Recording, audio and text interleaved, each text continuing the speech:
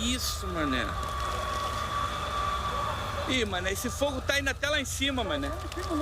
Ih, vai apagar. Olha isso, cara. Já chegou muito carro de bombeiro. A guarda municipal já tá presente. O fogo tá se alastrando muito rápido. E atenção, uma notícia que acaba de chegar. O incêndio de grandes proporções está destruindo, nesse momento, o Museu Nacional no Rio de Janeiro. Olha, a cena é muito triste. A gente vê daqui todo o museu sendo destruído pelo fogo. Esse incêndio começou por volta de umas 7h30 da noite. Segundo a assessoria, existiam 4 vigilantes. O incêndio no Museu Nacional foi numa madrugada de domingo para segunda, em setembro de 2018. Foram mais de 6 horas de fogo e mais de 80% do acervo se perdeu. Quase tudo que estava lá dentro. A estrutura externa ficou, as paredes, a fachada. E eu estou olhando para o prédio do museu agora, do lado de fora. Fica na Quinta da Boa Vista, que é um parque em São Cristóvão, bairro da Zona Norte do Rio de Janeiro. Acho que esse dia do incêndio ainda está muito vivo na mente das pessoas. Para quase todo mundo, talvez seja essa a imagem que vem à cabeça quando se fala no museu. O que é compreensível, até porque foi um absurdo o que aconteceu. Mas a história desse prédio tem uns esqueletos no armário. Tem muita coisa por trás. Antes de virar um museu, esse palácio enorme era a casa de alguém. A casa. E é curioso pensar no conceito de casa. Porque o lugar onde a gente mora pode revelar muita coisa sobre quem a gente é. Se a casa é própria, se é alugada, se é perto da família ou é longe, mas é perto do trabalho, se é grande, se é pequena, se é nova, se é mais antiga. Tem casa que ajuda até a explicar a história de um país. E é o caso dessa aqui. O Palácio do Museu Nacional já foi residência oficial da família real, depois família imperial do Brasil. Sabe, Dom João VI, Dom Pedro I, Dom Pedro II, Princesa Isabel? O nome é Palácio de São Cristóvão. É como se fosse hoje em dia o Palácio da Alvorada, lá em Brasília. Só que, diferentemente do Alvorada, este palácio aqui não foi construído para ser a residência oficial do Dom João VI. Já existia um prédio aqui. Tinha sido construído por um comerciante bem rico, o Elias Antônio Lopes. Daí, quando a família real portuguesa veio para o Brasil, em 1808, era disparada a melhor mansão do Rio. E o Elias doou a casa e toda a Quinta da Boa Vista para o Dom João VI morar com a família. Bonzinho ele. Mas como é que o Elias, um comerciante, juntou tanto dinheiro assim para poder não só construir a melhor mansão do Rio, mas também para poder se dar ao luxo de doar ela, de abrir mão dela? É que ele não era qualquer comerciante. Ele trabalhava com o bem mais valioso daquela época. Não era café, não era açúcar, não era ouro, não era diamante. O Elias era traficante de gente. O Elias Antônio Lopes mandava um navio lá na costa do continente africano, embarcava um monte de gente acorrentada, homens, mulheres, crianças, colocava todo mundo no porão desse navio por semanas até meses de viagem e trazia para vender por aqui. E a família real aceitou essa doação, não se constrangeu nem um pouco de aceitar esse presente. Assim, o tráfico nessa época era legal, era permitido por lei, mas não deixa de ser uma coisa grotesca. E o simbolismo desse gesto de transformar em residência oficial uma casa construída com o dinheiro do tráfico negreiro, dessa relação extremamente próxima entre um traficante de escravos e a família real, o simbolismo disso ajuda a explicar não só por que a escravidão durou tanto tempo no Brasil, mas a própria independência do Brasil. Ajuda a explicar por que o Brasil é o Brasil. Porque talvez não tenham te ensinado isso na escola, mas o Brasil nasceu da escravidão. Foi a exploração do conhecimento e do trabalho, primeiro dos indígenas e depois dos africanos e dos seus descendentes, que gerou toda a riqueza da colônia e depois do país. Quando o Brasil ficou independente de Portugal, em 1822, já tinha muito país, nações europeias, por exemplo, que já tinham lucrado bastante, tanto com a escravidão quanto com o tráfico, que estavam discutindo e até aplicando o fim do comércio negreiro ou a abolição. Mas o Brasil foi na outra direção. As elites brasileiras não só reafirmaram o pacto com a exploração da mão de obra escrava, elas dobraram a aposta. A escravidão não ia só continuar, ia aumentar. E também não é que não tinha uma escolha, uma outra possibilidade de Brasil. Tinha várias, e daqui a pouco você vai ouvir sobre elas. Foi por causa da escravidão e foi graças à escravidão que aquele aglomerado de províncias, tudo diferente uma da outra, decidiu se juntar e tentar formar um país, uma unidade. Foi por causa da escravidão e do medo.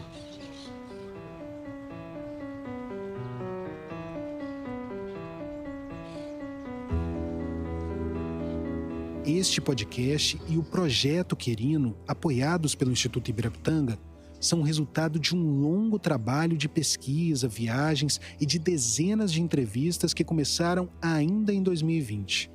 Um olhar afrocentrado sobre a história do Brasil. Uma história que talvez você ainda não ouviu, não leu, não viu. Sem medo de botar o dedo na ferida das elites, de apontar o dedo para quem escravizou e se beneficiou disso. Apontar responsabilidades. Que momento melhor para fazer isso do que nos 200 anos da independência? Eu sou o Thiago Rogero, este é o podcast do Projeto Querino, produzido pela Rádio Novelo. Episódio 1, A Grande Aposta.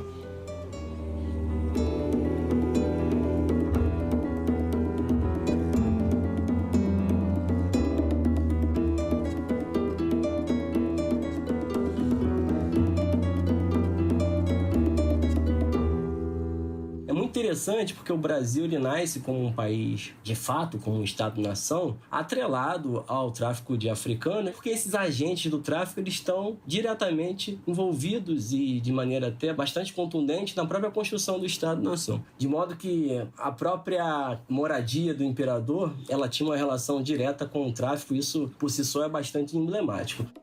Este é o Thiago Campos Pessoa, historiador e professor. Ele é autor de um livro que vai ser central para a gente no próximo episódio, mas por enquanto ele está explicando o que era um traficante de escravos naquela época. Desde o fim do século XVIII, o Rio já era a província mais rica do Brasil, e essa riqueza vinha do tráfico. E algo para se ter em mente é que o tráfico não era um negócio de uma pessoa só, uma história de um só vilão. Era uma cadeia produtiva.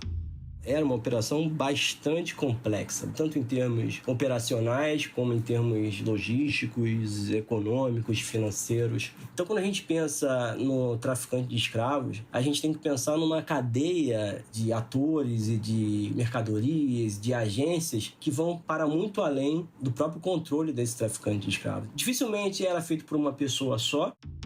Embora ainda fosse legal, o tráfico já começava a ser questionado.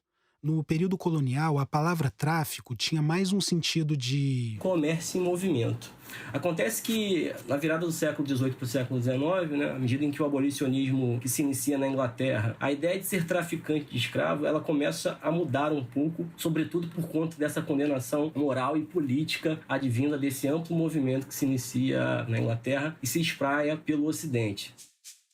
Antes disso, a Inglaterra tinha lucrado muito com o tráfico de escravizados e com a escravidão. Muito. Mas a Revolução Industrial estava em curso e em 1807 o parlamento inglês decidiu pelo fim do tráfico de escravizados para a Inglaterra e para as colônias britânicas. Daí o que era produzido nessas colônias ficou mais caro do que os produtos de quem ainda escravizava, como, por exemplo, as colônias de Portugal. Aliás, faltou explicar por que a família real portuguesa veio parar numa dessas colônias. Em 1789, teve início a Revolução Francesa. Daí passam 10 anos, teve um golpe de Estado e colocaram um militar no poder, o Napoleão Bonaparte. Ele se proclamou imperador e começou um processo de expansão do Império Francês. A França invadiu Portugal e a família real veio fugida para o Brasil. A Inglaterra, que também estava se defendendo da França, escoltou os portugueses. O Dom João VI, nessa época, ainda era regente. A rainha era a mãe dele, a Dona Maria I, mas ela tinha sido declarada mentalmente incapaz uns 15 anos antes. E aí, em contrapartida pela ajuda dos ingleses, o Dom João decretou a abertura dos portos.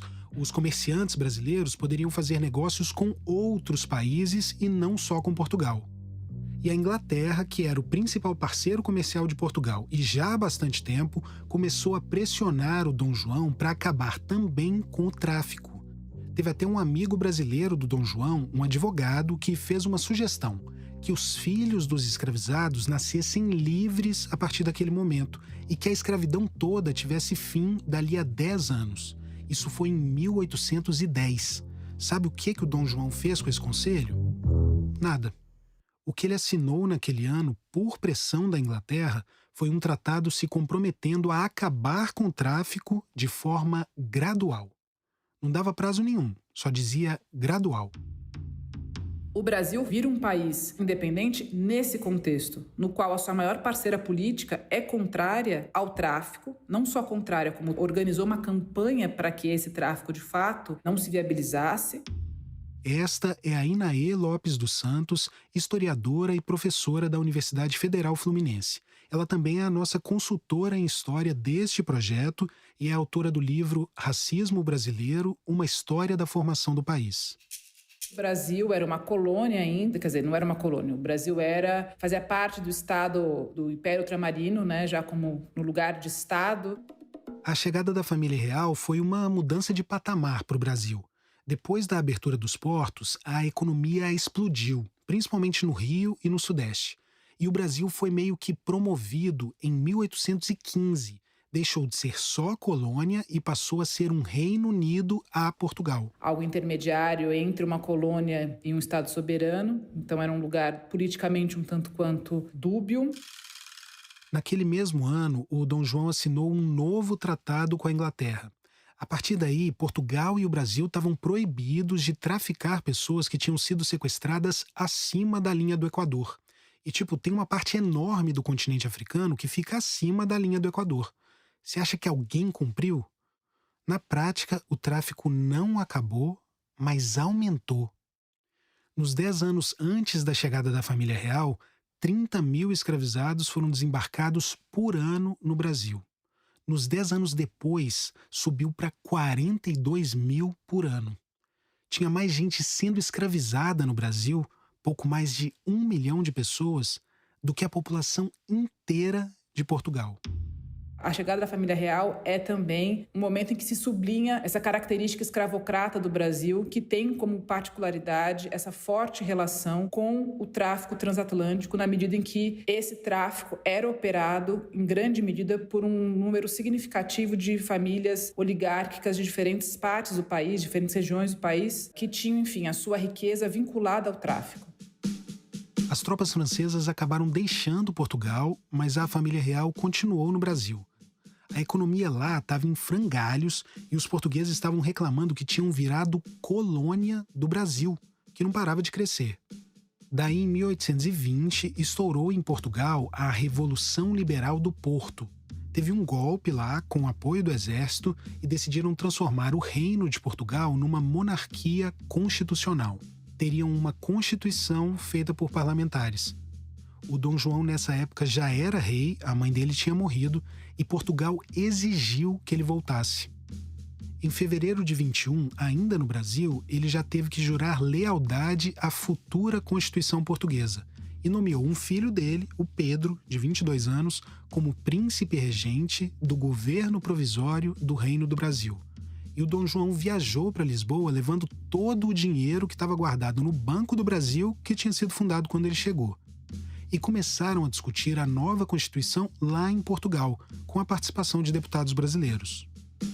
A proposta que José Bonifácio vai fazer sobre a abolição é feita aqui, antes da Constituinte. Ele vem com uma proposta, ele vem representando a Junta Governativa de São Paulo. Esta é a historiadora e escritora Mary Del Priore. Ela escreveu a biografia do patrono da independência do Brasil, o José Bonifácio. Nessa época, o Bonifácio ainda não era deputado, mas estava trabalhando numa proposta para a bancada de São Paulo apresentar: o fim da escravidão.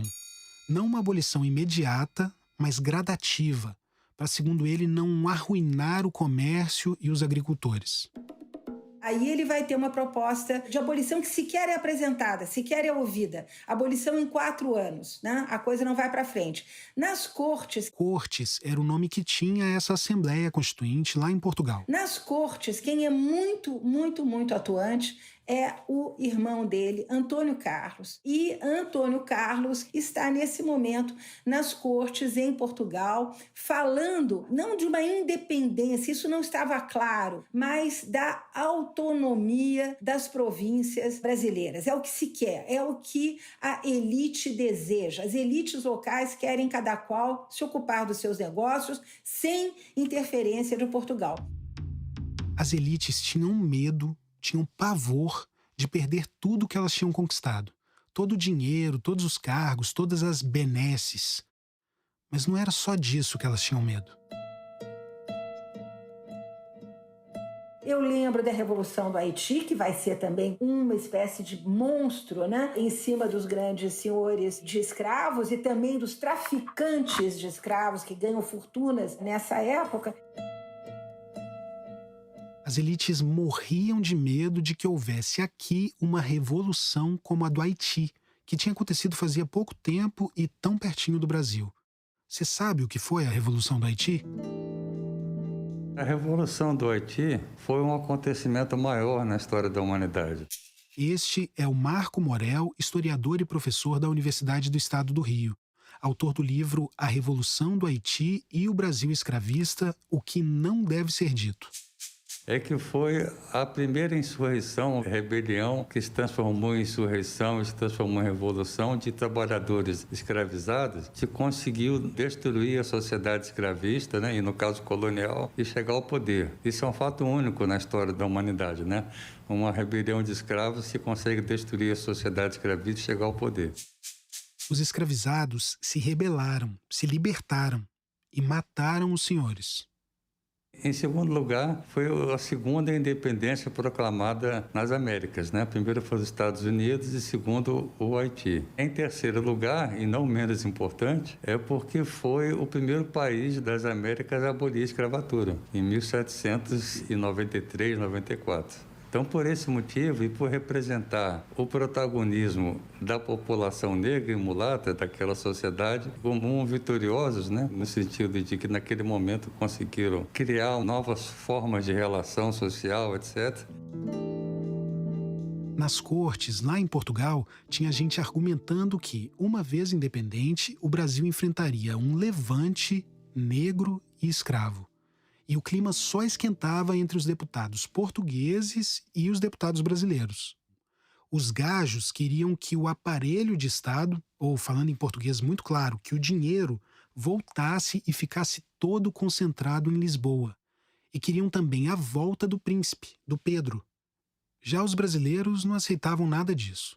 Exigiam um sistema de leis próprio, uma divisão mais justa dos impostos e a permanência do príncipe. E começou a circular por aqui que Portugal queria era recolonizar o Brasil. Temos aí um inimigo comum, esse perigo é a recolonização, que não interessa aos ingleses, que já estão nadando de braçada em todos os contratos da abertura dos portos, e que os brasileiros também não querem ser reduzidos a cidadãos de segunda categoria. Cidadãos de segunda categoria.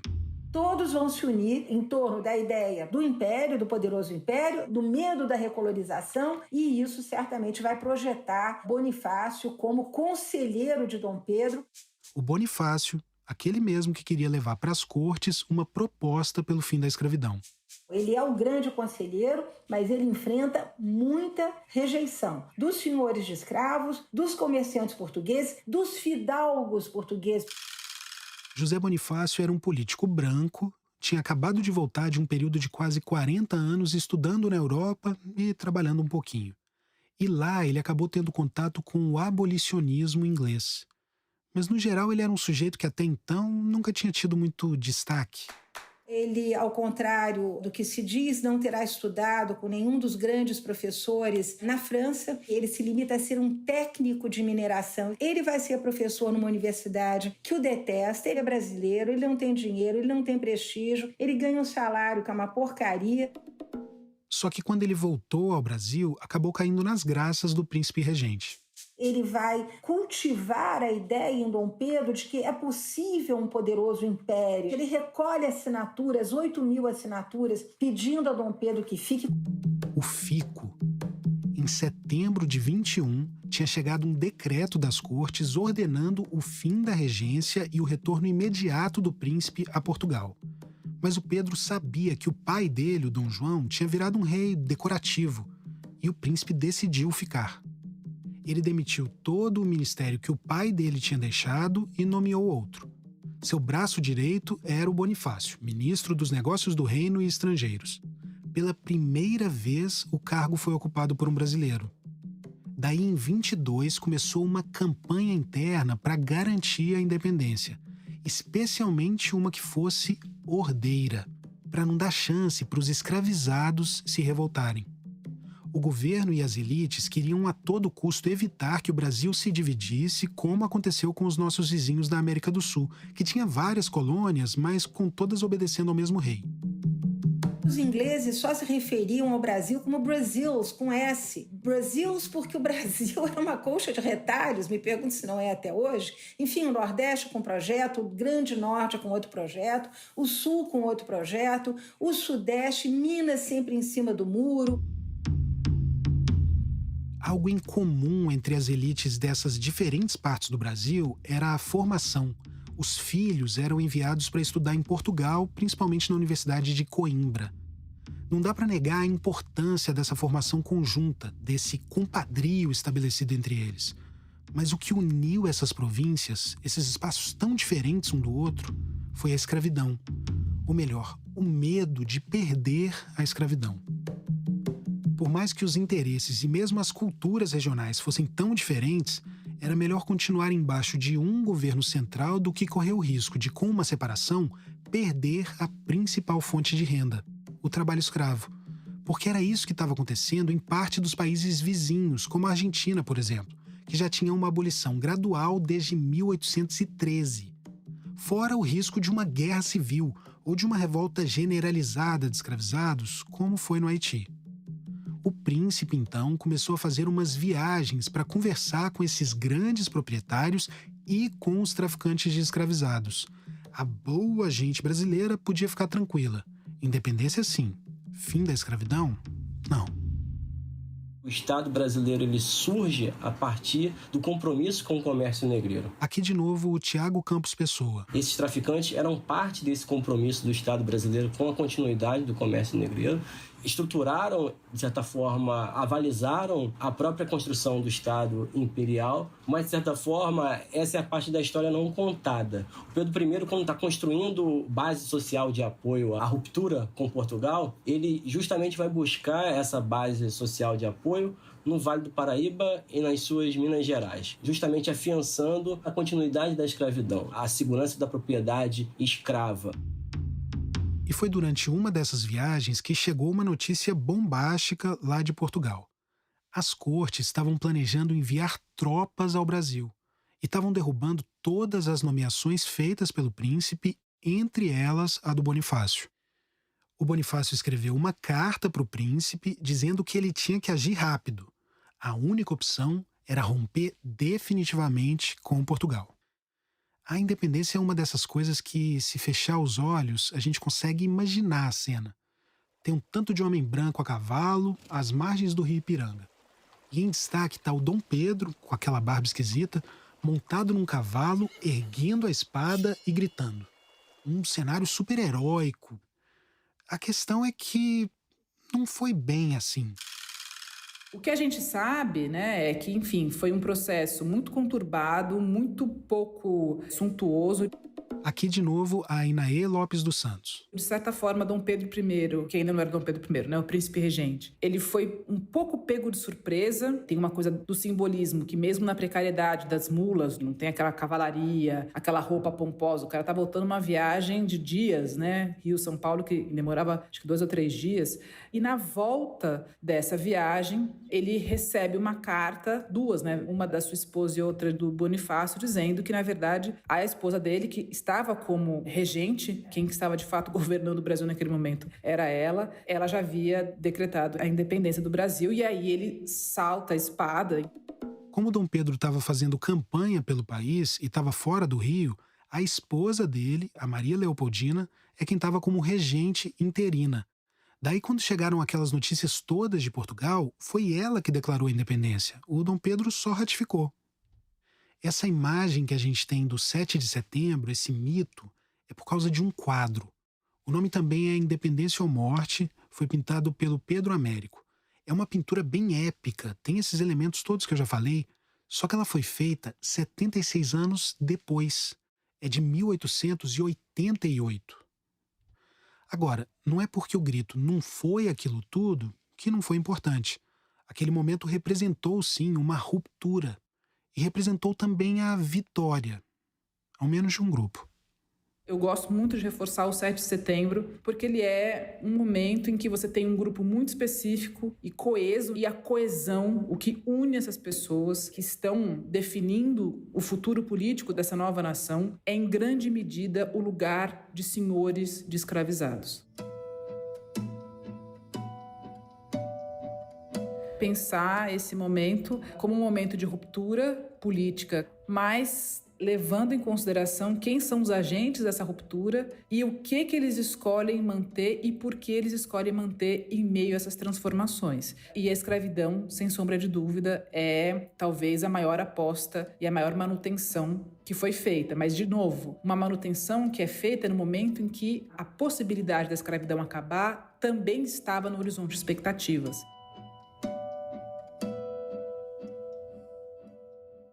O Brasil podia ter seguido outros caminhos. Tinha outras possibilidades de Brasil. Mas a que venceu foi a dos senhores de escravos. E não é que o Brasil seria, sei lá, progressista se decidisse acabar com a escravidão naquele momento, ou pelo menos com o tráfico negreiro. Nos Estados Unidos, por exemplo, o tráfico pelo mar já estava proibido desde 1808.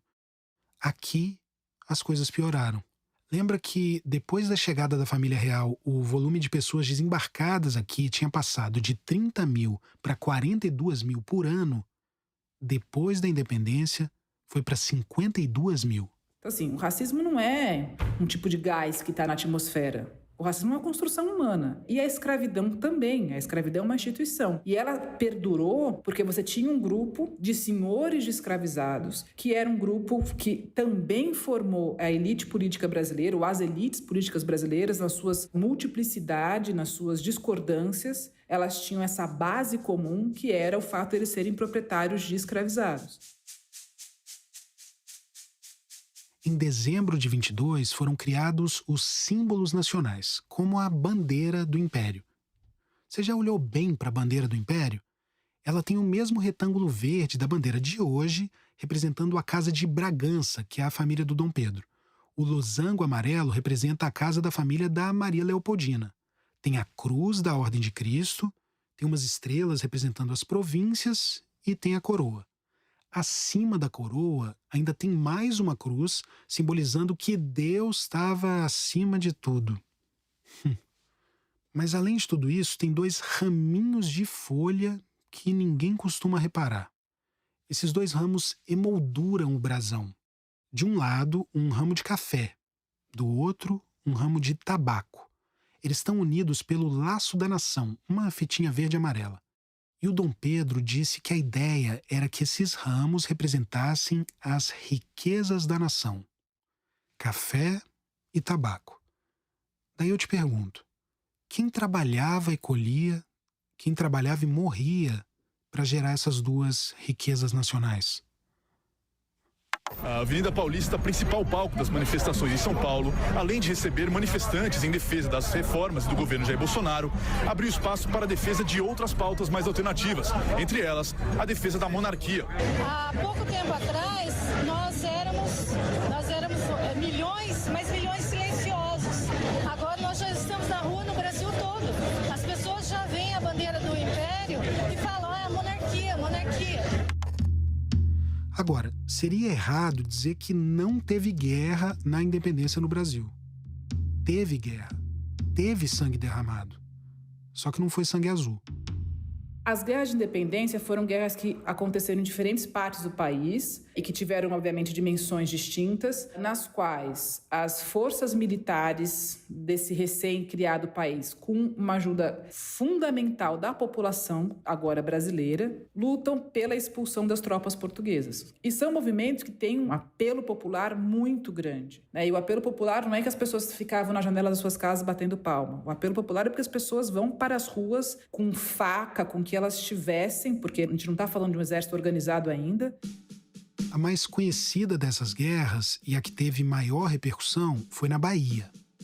Por meio de um movimento que tem uma participação popular significativa e no qual a gente tem, pelo menos, a participação de 3 mulheres que ganharam, né, em escalas diferentes por causa das suas pertences raciais, um destaque na história brasileira. Uma dessas mulheres, a Maria Filipa, né? Sim, que é a mulher negra que a gente conhece de forma mais emblemática nesse período da história do Brasil.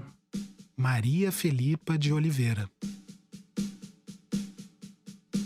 Primeiro, se apresenta, por favor, para o ouvinte, seu nome completo e como que você se descreve. Bem, eu sou Valdíria Lopes, eu sou pedagoga, especialista em metodologia do ensino africano e afro-brasileiros.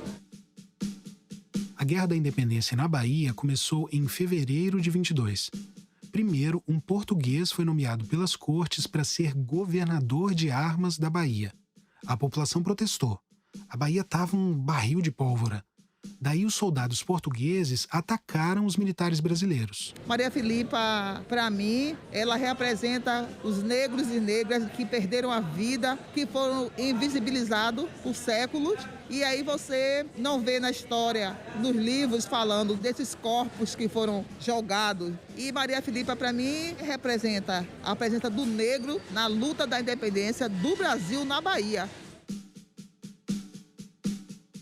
A linha de frente da resistência brasileira era formada por pessoas negras, as chamadas tropas de cor. Enquanto os negros resistiam em Salvador, a turma rica e branca fugiu para suas fazendas no Recôncavo. O Dom Pedro contratou um mercenário francês, o Pierre Labatut, para liderar as tropas brasileiras. Aqui em Taparica foi onde houve mais sangue derramado na luta da independência. Taparica é um lugar singular quando fala das consequências das lutas pela independência. Mas muito poucas pessoas sabem disso e isso é muito pouco falado. Na ilha de Taparica, que fica na Baía de Todos os Santos, a Maria Filipa de Oliveira, uma mulher negra, pescadora, marisqueira e quitandeira, teria liderado um grupo que incendiou barcos dos portugueses. E as mulheres lideradas por ela também teriam dado uma surra de cansanção. Sabe, cansanção? É uma planta que dá queimadura se você encostar. Elas teriam dado uma surra de cansanção nos portugueses. Eu tô colocando esse tanto de teria porque não tem muito documento atestando todos esses feitos dela. Mas a gente sabe como que o Brasil trata documento, especialmente se for um documento envolvendo o protagonismo de uma mulher e de uma mulher negra 200 anos atrás. E no fim das contas, o que importa mesmo é o que a Maria Filipa significa.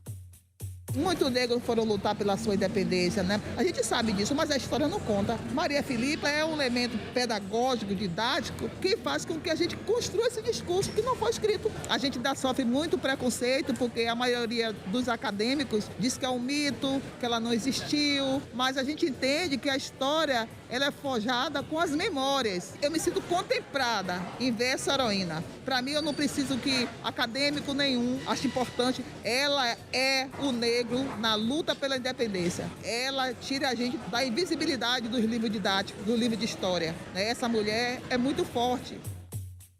A Guerra da Independência só terminou de fato em julho de 23, quando os soldados portugueses partiram de volta para a terrinha. Foi num 2 de julho e por isso que a data até hoje é tão celebrada na Bahia. É preciso a constituição de uma frota para abafar a guerra na Bahia, que é onde foi feita a independência, é bom que se diga, com sangue de escravos e com sangue de afro-mestiços e afro-brasileiros que queriam a independência. Esta é a Mary Del Priore. Então você vê que teve guerra e que teve morte. Teve independência ou morte. Só que quem morreu era preto e pobre. A essa altura, o Dom Pedro já tinha sido coroado. Mas ele não quis ser rei, ele quis ser imperador do Brasil. A autoestima do homem hétero branco é imbatível. Para criar a Marinha de Guerra brasileira, o Bonifácio pediu ajuda para a Inglaterra. E os ingleses, que continuaram como grandes parceiros comerciais do Brasil, seguiram pressionando também pelo fim do tráfico negreiro. Daí, para convencer a Inglaterra, o Bonifácio disse para eles que reprovava o tráfico e que só não interrompia porque isso podia ameaçar a existência do novo governo. Mas que em 2 ou 3 anos, o mal, e foi assim que ele chamou, o mal teria fim. O Bonifácio chegou a dizer que sabia que o preço a pagar pela unidade do império era a escravidão. Um preço que gerações e gerações de pessoas negras, as que conseguiram sobreviver, estão pagando até hoje.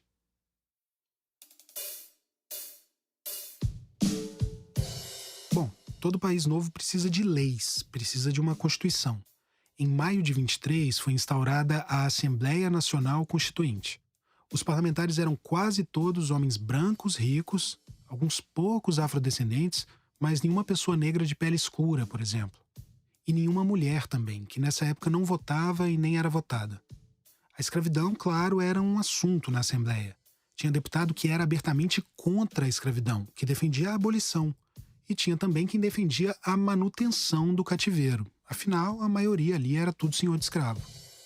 Teve um deputado mineiro, o Maciel da Costa, que disse que a elite brasileira não tinha culpa pela escravidão. Olha só isso.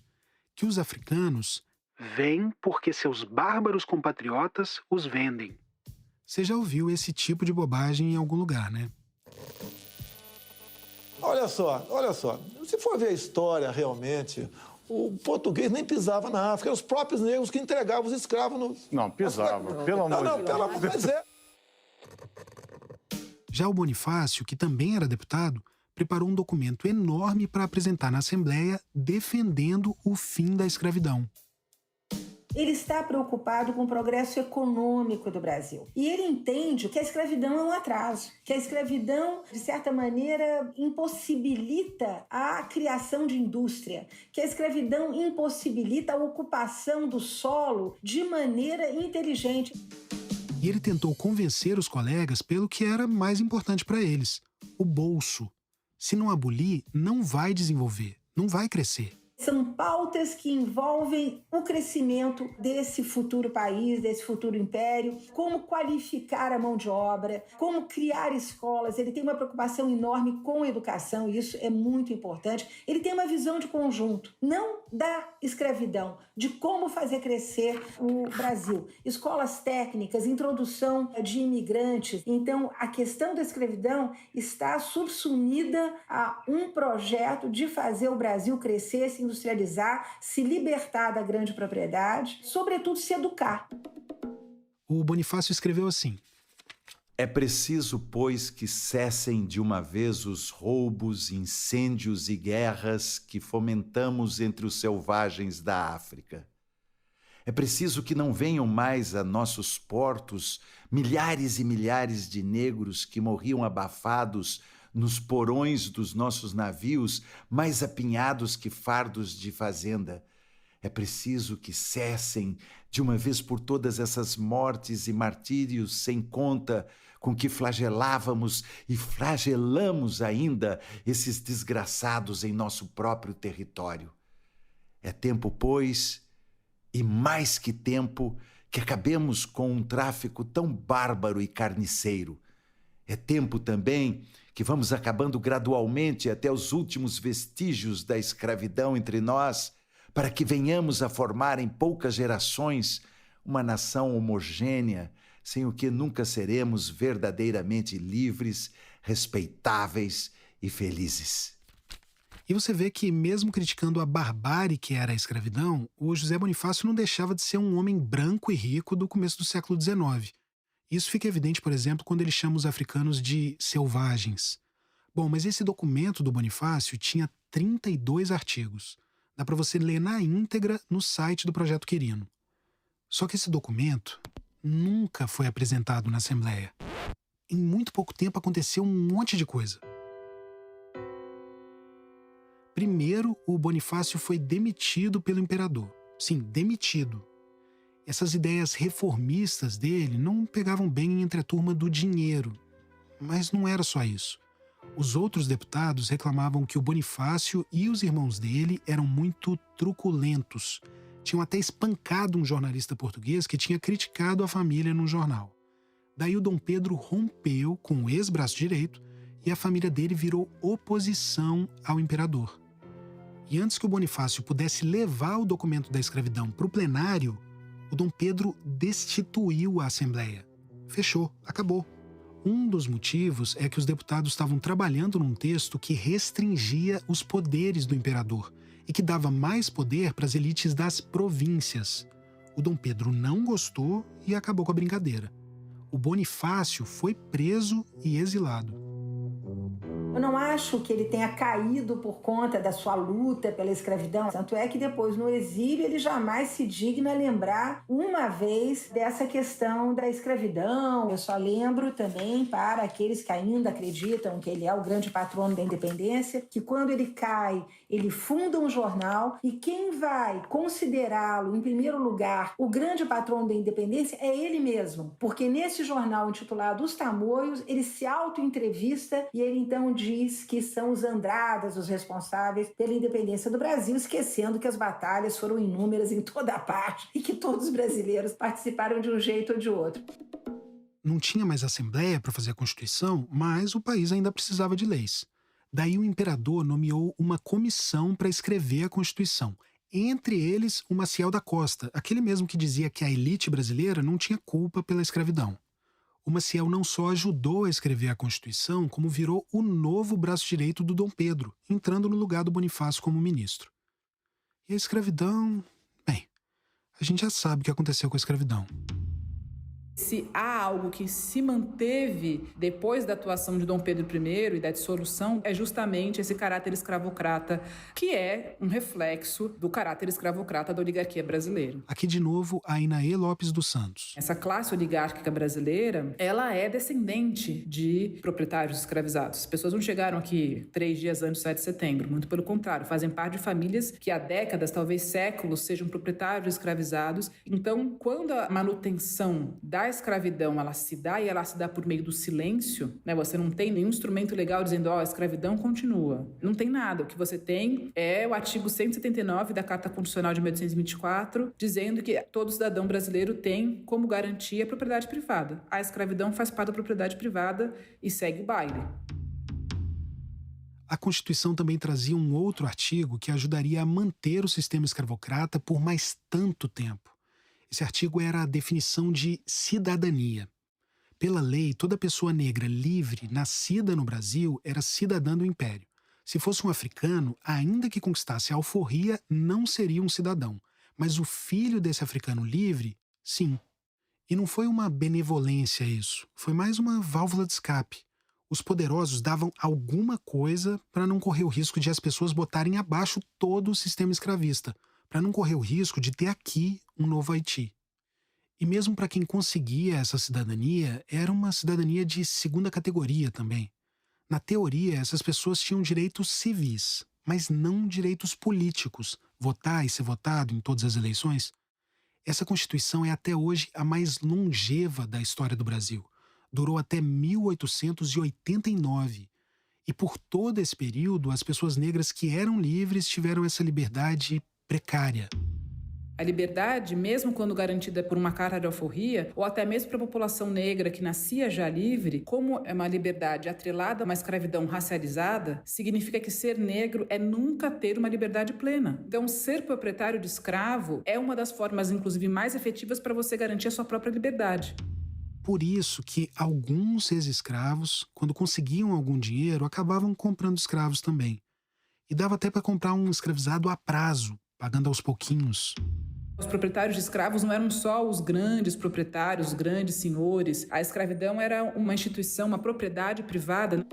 3 anos depois, a Câmara dos Deputados voltou a funcionar. Daí um homem negro fez uma petição para a Câmara. A Constituição dizia que qualquer cidadão que fosse preso tinha o direito de saber por que estava preso, qual que era a acusação contra ele. E dizia também que se a Constituição estivesse sendo violada, todo cidadão tinha o direito de apresentar uma petição ao Poder Legislativo. E foi isso que esse homem negro fez. O nome dele era Delfino. Não se sabe o sobrenome dele. O caso foi revelado pelas historiadoras Adriana Pereira Campos e Kátia Sausen da Mota. Na petição, o advogado argumentou que o Delfino já estava preso há 2 meses sem acusação. Ele não estava sendo acusado de nenhum crime, mas continuava preso. O advogado escreveu assim: o suplicante, como liberto, é um cidadão, que como tal não pode ser preso e muito menos continuar a existir em prisão. Ou seja, o Delfino, como um homem negro livre e nascido no Brasil, estava tentando simplesmente exercer o direito dele como cidadão. Como eu trabalho diferente, mas eu fazia meus biscates também, às vezes. Eu fui lá nele pra ver se ele tinha uma vaga lá de biscate, pra fazer um biscate, pra ganhar um qualquer por fora que já julgava, né? Só que quando eu cheguei lá, foi que os polícia vêm. Só que o Delfino continuou preso. A história era assim: o Delfino era escravizado por um sujeito rico lá que morreu. E os herdeiros começaram uma briga pelo espólio.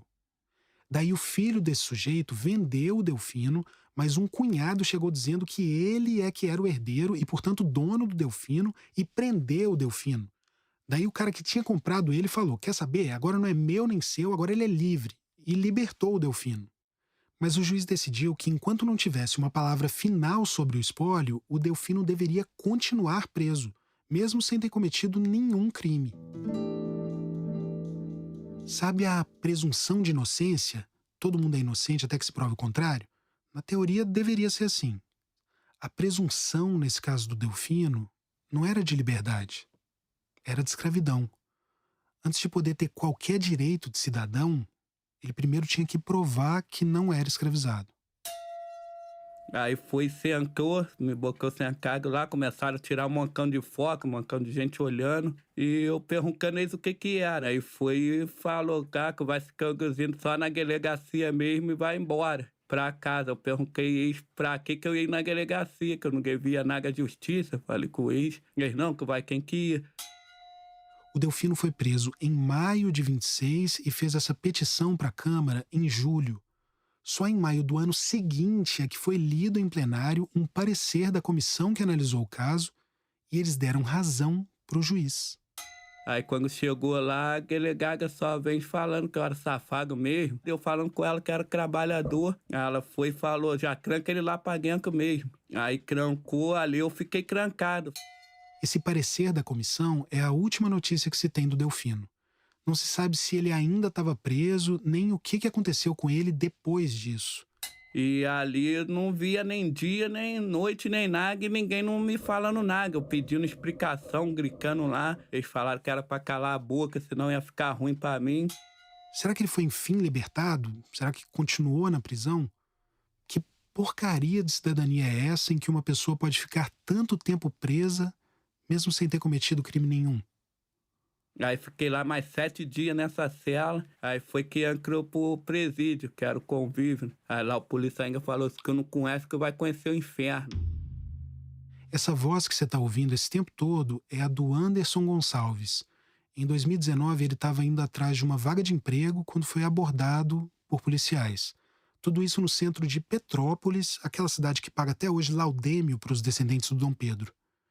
Os policiais não explicaram nada para o Anderson. Levaram ele para a delegacia e deixaram ele lá. Não podia falar com a esposa, não tinha advogado. Sem que ele soubesse, estava na delegacia também um homem que tinha sido assaltado 1 mês antes. O homem disse que não tinha dado para ver direito o ladrão, mas que era um homem negro e que tinha uma cicatriz no rosto. Os policiais levaram a vítima para uma sala, olhando para um vidro. Do outro lado do vidro, olhando para o espelho, estava o Anderson, ao lado de 2 homens.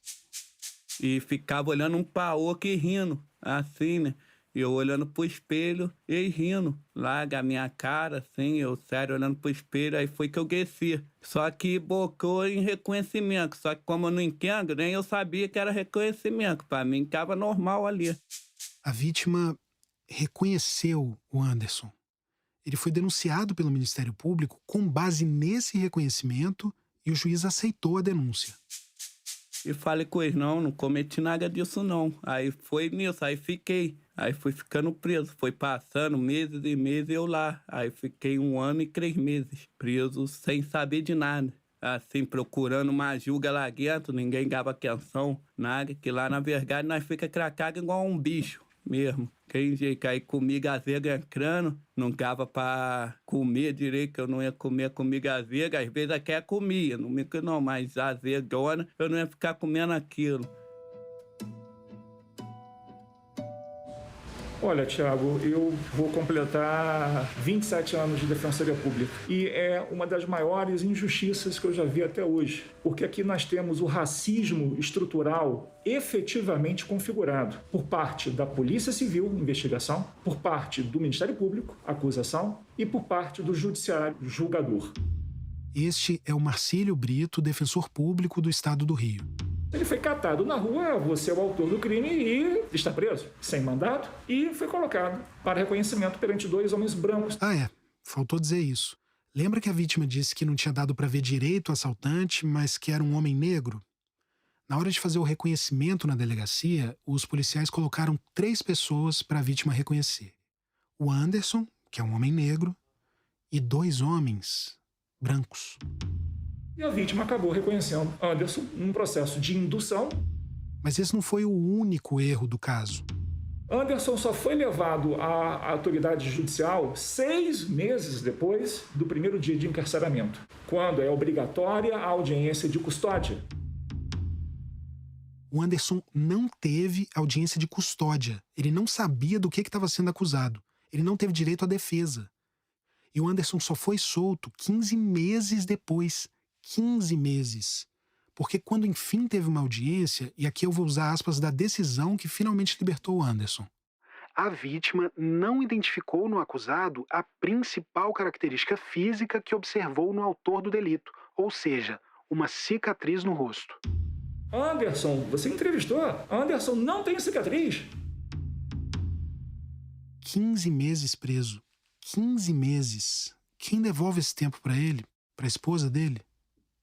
Me prejudicou e tudo, porque eu era muito esforçado. Eu tinha ali a banquinha, ela ali, quando apareciam os biscates, eu ia, já fazia. Aí quando eu fiquei lá, me prejudicou, porque foi como um roubo. E que é um roubo para mim entrar na casa de uma pessoa, hoje ela vai desconfiar, mesmo que eu provando. E que eu perdi todos os biscates, hoje eu vivo de remédio controlado. Porque se eu não beber remédio, eu fico nervoso, me dá insônia, fico pensando só na cagueia, que pensa, passa igual um filme, é difícil de sair. 15 meses preso pelo crime de nascer preto no Brasil. Que porcaria de cidadania é essa em que uma pessoa pode ficar tanto tempo presa, mesmo sem ter cometido crime nenhum?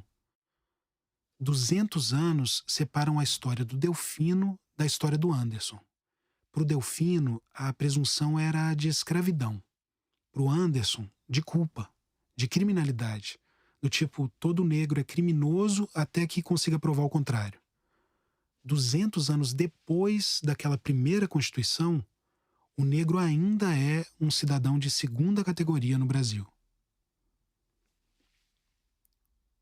E o que você pensa do futuro, assim, Anderson? O que você tem vontade de fazer? Quando você sonha, o que você sonha? O meu sonho ainda continua o mesmo, que é abrir lá a minha quicandinha de legumes, verdura, abrir uma lanchonetezinha depois também, para que nós vendemos uns bolinhos, nós sabe fazer, e continuar vida assim, trabalhando, né? Eu quero me recuperar tomando esse remédio, e eu sei que um dia eu vou chegar lá. Mesmo que quero tirar esse sonho, mas não tira, porque eu ainda tenho isso na mente e eu vou fazer, vou lutar até eu conseguir.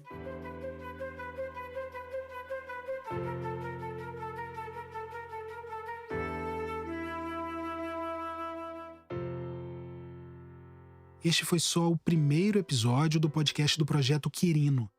A gente começou pela independência, mas nos próximos episódios vamos tratar de outros momentos da história do Brasil e do Brasil atual. O Projeto Quirino é inspirado no 1619, lançado em 2019 pelo jornal The New York Times e liderado pela jornalista Nikole Hannah-Jones. Aqui no nosso projeto tem uma frase do fotógrafo e ativista Januário Garcia que está guiando essa jornada. O Januário nos deixou em 2021 e ele dizia assim: existe uma história do negro sem o Brasil. O que não existe é uma história do Brasil sem o negro.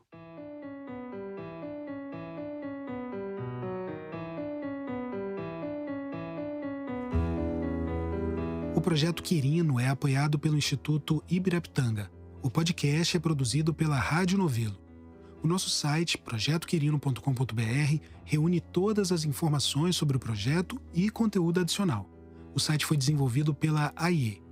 E eu te convido a conferir também todo o material do Projeto Quirino que está sendo publicado pela revista Piauí, nas bancas e no site da revista.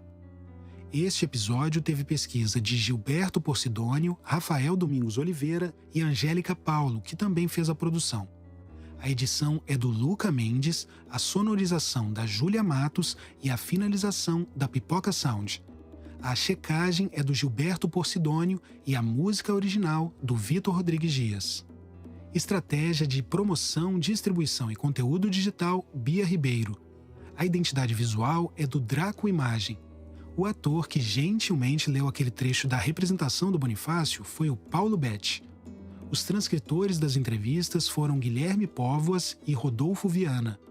A locução foi gravada no estúdio da Pipoca Sound, com trabalhos técnicos do João Muniz. Consultoria em roteiro de Mariana Jaspe, Paula Scarpim e Flora Thomson Devô, com revisão de Natália Silva. Consultoria em história, Inaê Lopes dos Santos. Produção executiva, Guilherme Alpendre. A execução financeira do projeto é do ISPIS, Instituto Sincronicidade para a Interação Social. Idealização, reportagem, roteiro, apresentação e coordenação, Tiago Rogero. Este episódio usou áudios de TV Cultura, TV Record, Jovem Pan News. O Instituto Ibirapitanga é uma organização doadora fundada em 2017 pelo cineasta Walter Salles, dedicada à defesa de liberdades e ao aprofundamento da democracia no Brasil. O Ibirapitanga apoia organizações, movimentos e coletivos da sociedade civil brasileira que desejam produzir transformações estruturais positivas no país nas áreas de equidade racial e sistemas alimentares.